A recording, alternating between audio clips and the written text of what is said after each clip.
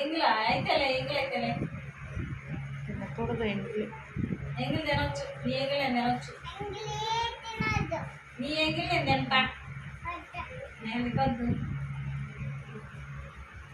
తినొచ్చు. తినాలి. అమ్మ చెప్పింది ఎంగిలి తినకూడదని.